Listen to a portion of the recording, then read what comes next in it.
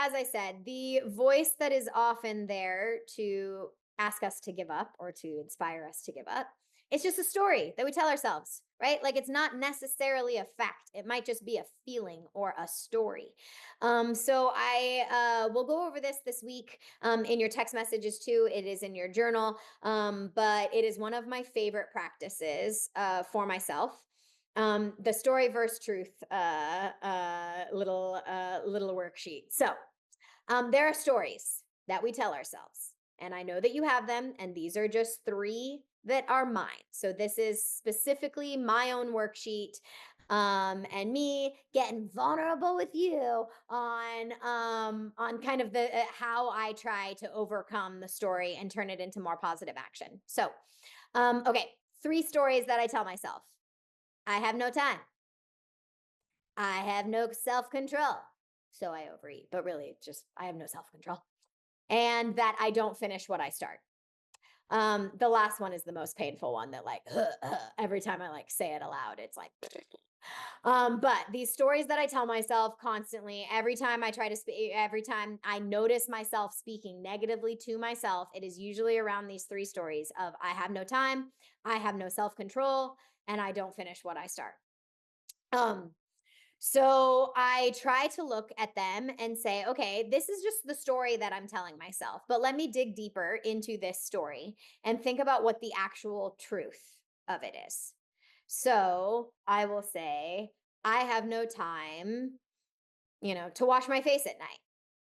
But the truth is, really, I am just not making time to prioritize my values of trying to have like supple, hydrated skin, right? And I'm just letting myself like watch an episode of TV and blah, blah, blah. I'm just like not making the time. I'm not carving it out. Or I'm putting another one that I tell myself is it's not that I have no time. I've just put too much on my plate. So that's actually the truth. The story is that I'm a loser that has no time because I'm so busy. But the truth is that I have taken on a lot. So it means that I need to prioritize and make more time to prioritize the things that I say are my values. The second one I say is my story. I have no self control, so I overeat. And this used to happen a ton. Man, I used to remember in one of my first gyms that I worked at, I used to, in between classes, I might have like a half an hour break or something. And I would go into Whole Foods and just like walk the aisles and go grocery shopping. But then in there, eat an entire bag of dark chocolate coconut chews. Like I can't, a thousand calories of dark chocolate coconut chews, like at least.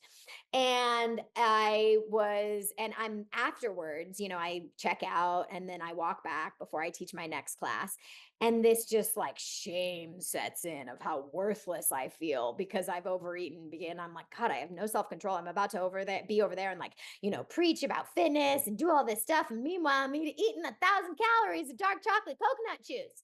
So that's the story that I've told myself. But really, when I get to the heart of it, it is that on those days, I didn't eat in the morning. It's that I went back to back to back on privates, that I had 3 cups of coffee, that I didn't prepare anything. So then it's, 3 o'clock in the afternoon and I need a little energy before my PM block. So then I go in and, then overeat. So that's the actual truth is that I'm not preparing myself with fuel. I'm under eating in the morning. And so then I overeat cookies or dark chocolate coconut chews until I then feel something, right? And then, of course, the third one that hits home the most is I don't finish what I start. But really, I'm an Aries that likes to ram my heads through walls. And so if I acknowledge the truth of who I am, it is that I'm the kind of person that likes to go all in. And therefore, that means I have a hard time sustaining that energy and that motivation. So then because I can't sustain that like perceived energy of output that I need, then I give up, then I quit. Because if it's not 100%, then why bother? And now I piggybacked, I have added on to that. Like I don't finish what I start because I take on too much and then I'm maybe relying too much on myself as opposed to having the accountability and knowing that I have a team of support, and that knowing that I can rely on my family, on my team, on you guys, on the community, that we are a pack for a reason, that we are stronger as a pack. And so if we're noticing that, we are failing on our own, I'm not finishing what I start, well, maybe it's because I've taken on so much that I can't finish it, that it's going to take more than just my own efforts, right? All right, so those are three of my stories, and I would love in the chat for you to share what stories that you have, things that you tell yourself, things that the little voice that says, the not so nice things on your shoulder likes to say, and the different stories that you have.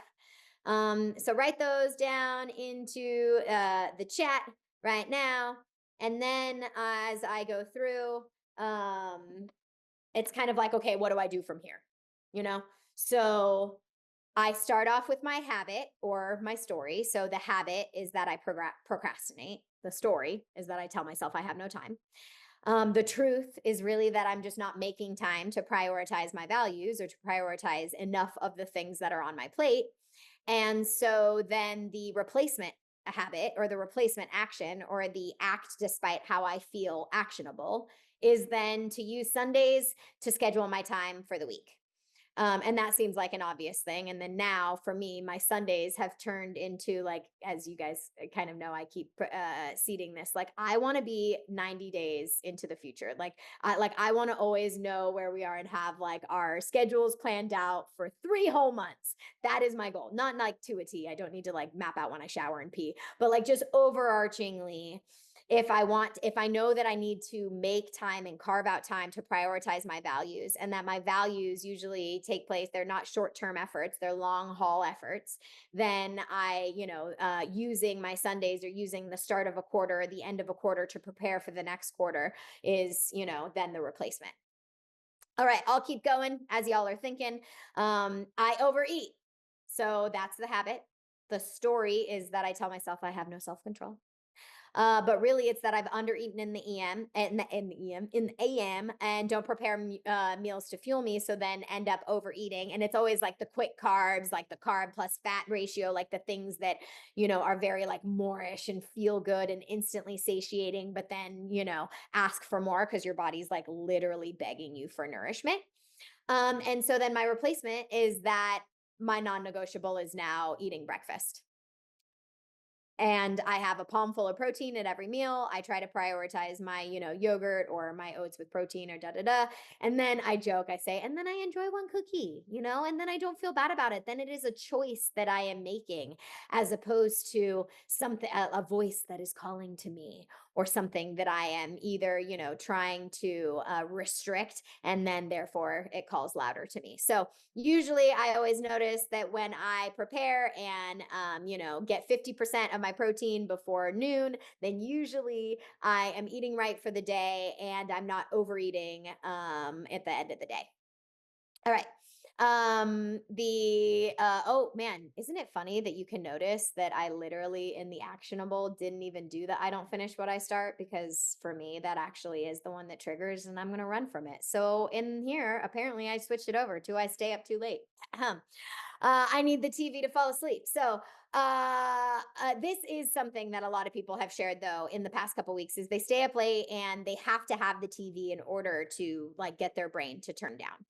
But obviously the truth is that TV is designed to keep you in it, right? It's like every app. It's like, oh, I like to scroll. It turns off my mind. No, it doesn't. It's literally training your brain to want more of it, and it is making you addicted to it. So that is the truth.